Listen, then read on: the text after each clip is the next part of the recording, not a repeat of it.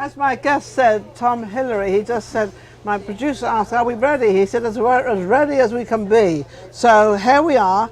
Tom Hillery actually walked in, and here you are sitting being interviewed. And the only thing I know about Tom is he is a producer.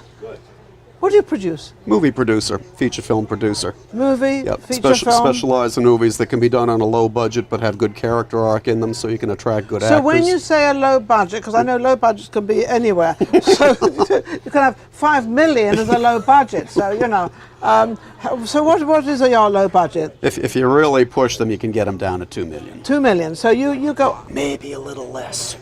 Maybe a little less, but don't tell anybody out there, you know. No. That's a secret. That's a secret now, okay? That's our secret. The whole world knows, actually, yeah, now. Don't tell your friends. Okay? Don't tell any of your friends. Oh, you're a character. Are you an actor as well? I don't know. People keep throwing me in front of a camera. I wanted to be a screenwriter originally, and then I got morphed into being a producer.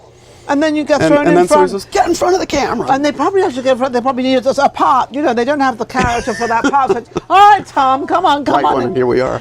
So what do you like the best? Screenwriting, actor, producer? Oh, absolutely. The creative process where you actually, go into, people's dreams and goals and what they identify with and what they aspire to and be able to fulfill them by giving them entertainment for a while. And that all starts with the writer. With the writer. Yeah. So your passion is writing. That's absolutely correct. With your passion being the writing, what is the passion of writing for you? In other words, what do you write? Well, love stories or... Well, that's if he's in a romantic place. Exactly. Well, I got started by thinking to myself, everybody needs to be inspired. Yes, we all have to be inspired. So the inspiration was this. I'm watching my TV, and I'm noticing that my right thumb is becoming extremely strong because I keep hitting that clicker. Yes, well, that's what men do. They click the thing all the time. But if you're clicking away, that means you're not seeing what you want to see. So I said, there's material I want to watch on TV that isn't out there, and so it's up to me to write it. So that's what got me going. Oh, that's a brilliant way. So you couldn't find what you like through the clicking. Now your thumb's now normal, right? Because you're not clicking anymore. Yeah, we kept it in a cast for about a year and a half, and it's safe now. It's safe now. So now you start writing. What inspired you to write whatever you do write? What do you kind of write about that comes into your mind, and you know you can go from the beginning to the end of this movie? Because it's going to be a movie, right? Yeah, absolutely. I prefer to do features. I've done a couple of short videos, but I prefer to do the features. You like the whole feature? Yeah. So you get very involved into what you write? Yeah, because you have a chance to go through, a person's life trajectory, or at least a life-changing trajectory.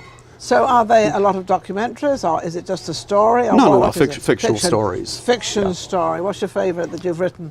Well, the best one I did was called Project Solitude, Buried Alive. And Project Solitude, Buried Alive. Yeah. Hello? Okay. It's not a romantic comedy. I know that's a surprise. No, it doesn't sound like romance. It doesn't sound like a comedy. It sounds very, very real. What took your mind to that? Well, a gentleman I knew once said he didn't know if you could do an original horror theme today, and it is hard to do an original horror theme. So I had to come up with a story where the monster isn't quite the monster, yet somehow it turns out he is, because monstrous characters hardly ever go through character arcs. So when I got involved with some people out in Hollywood, Jerry Wolf especially, wonderful casting director, he got in touch with Eric Roberts. And Roberts' agent, maybe it was Roberts himself, told Jerry, quote, I really want to do this movie, after he read the script. And I said, can you imagine somebody saying that and you've just written it and finished it and somebody once said, oh, that has to be amazing. It was. So I said, look at his face. I mean, you're all excited. So I said, in that case, I'm really crazy enough to finance it. Let's make this happen. And so we did. Now, wait a second. So now you financed it. So you found it, well, naturally you're going to find it worthwhile to finance your own stuff, right? But, you can fall in love with your own stuff. Doesn't mean to say other people out there are going to like it. So because this guy liked it, and gave you the inspiration of him liking what you wrote, you decided that you're going to go for it. Yes, indeed. Was it worthwhile?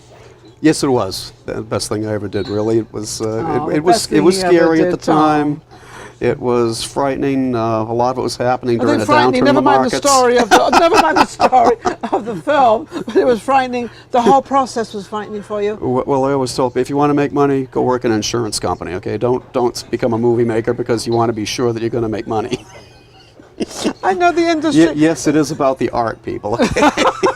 Well, And if you don't believe that, get out of here. No, because it's about the art. No, that's what we say, because if we don't get the money, it doesn't do anything. It's all about the art. So we kind of cover ourselves all over. Well, no, you just have to be ready to be disappointed financially, no matter who you are or what you do. Yes, I mean, I'm there are never plenty of disappointed big household financially movies. because the money will come. Money always seems to come. Sooner or later. Sooner or later it comes, and it's sort of, it happens. So when did you do this feature? This was shown, gosh, a couple of years ago now. Can't remember the year, but it was outdoors in Green Bay, Wisconsin, in December. Lovely and warm. The weather Perfect was place to lovely. be, yeah, How yeah. nice to be out there and everything, and There just were- the jacket and all that. Couple with all of the days- scarves and all the hats and all. A couple of days it got up to freezing. Those were the warm days. Then it got a Those little were the rough on warm some days. days, yes. So, did you choose the place where you wanted this filmed, or did all the others kind of get involved in helping you? There was a group of people I was working with, but the various states and Canadian provinces give various film incentives. Yes, they do. And Wisconsin had a good one at the time. Yeah. And a couple of people I knew some people in Wisconsin who had experience doing that shorts helps. and commercials. Yes, that helps. And we decided, yeah, let's do it.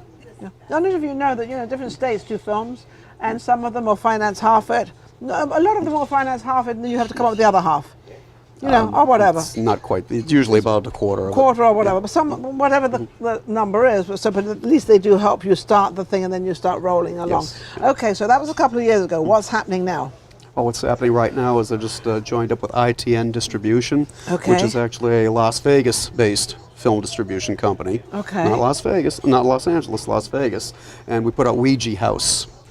As in- Ouija, like yeah. Ouija board. That's As in, exactly, as in Ouija witchcraft. board. Yeah, that sort of thing. when they put the Ouija board on top of the hot thing and it all starts. Have you ever heard of that story? They have the Ouija board, and back east they have these little heater things. And they put the Ouija board on top, not thinking that it's going to heat up, and the Ouija board goes all crazy, apparently. So I know. And what does that tell you about the people using the board? I'm not going there. We're not going to go too far I am that not direction. going there. If he wants you to go there, you can go there. All I heard about is crazy boards, that's all. So crazy board. That sounds fascinating. Well, thank you so much. So, yeah, we have Tara Reid and Nisha Barton and Dee Wallace in that. And it debuted on the shelves at Walmart last day after Labor Day.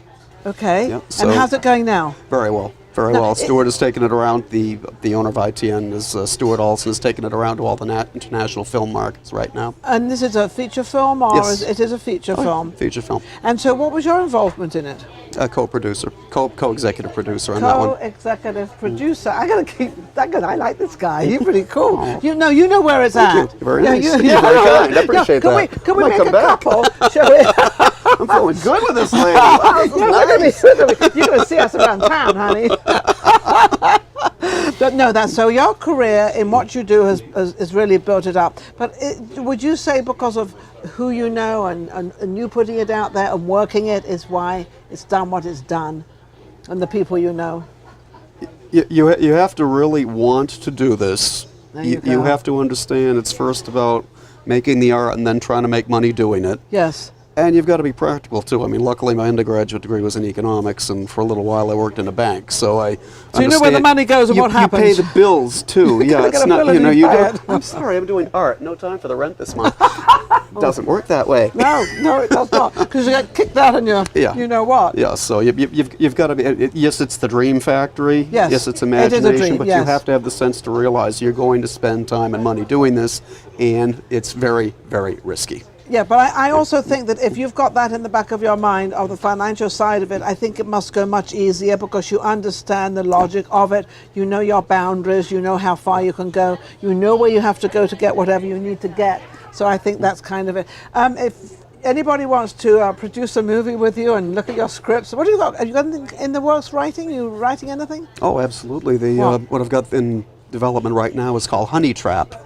Honey Trap. Oh, it's a honeybees. Yeah, well, it's a Russian espionage action comedy. Have you heard the expression honey trap? Yes, I have actually. Okay, Yes, well, I have. I heard, I said, that's going to be a cool movie title. Yeah, that's a great movie title, and I heard it because there was something to do with a guy that has an injection or something several years ago, and that's what that name came up, the Honey Trap. And I remember seeing that and reading it and thinking, well, what does that mean? So you're going to build. So you're going to build around that. Well, you know what it means, right? Or should we tell the audience what it means? Go ahead. A honey trap, and this is an expression intelligence services really use. Yeah. Is a lady with very low self-esteem, whose job is to get close to a diplomat or a businessman and get him into a compromising position, where he can be extorted or blackmailed, and therefore she's the honey trap.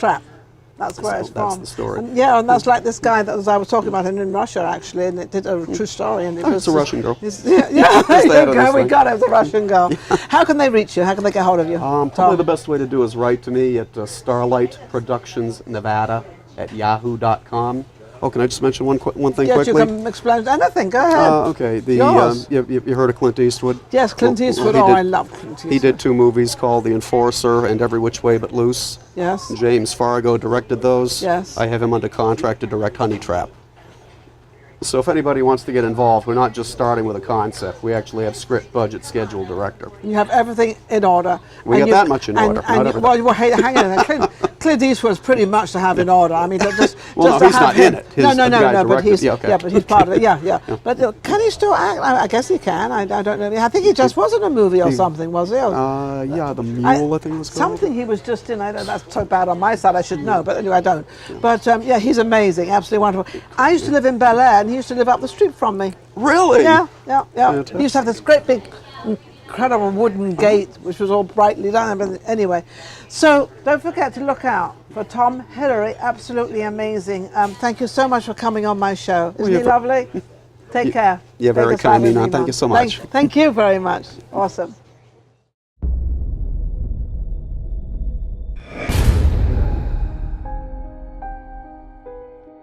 The Cooper Ascot Foundation is accepting proposals for controlled variable human interaction experiments. Now, what if I conducted my own experiment involving authority? Check out this ad. Twin Falls professor of sociology seeks human participants for a 10-day interaction study. Substantial compensation if accepted. This is really fun. I know, isn't it great? We have arrived.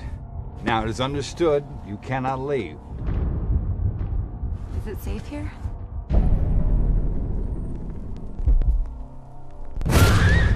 What was that?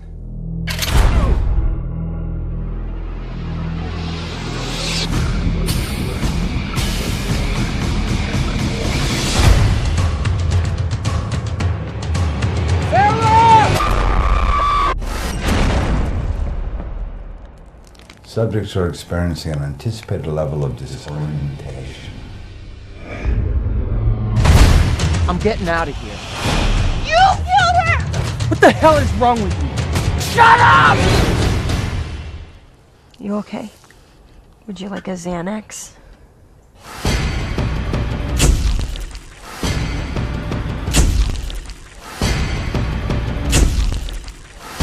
Look at all the people who died. It is not his fault! It's all his fault!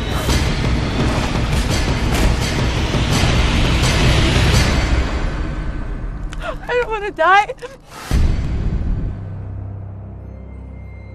All of us will get our hands dirty.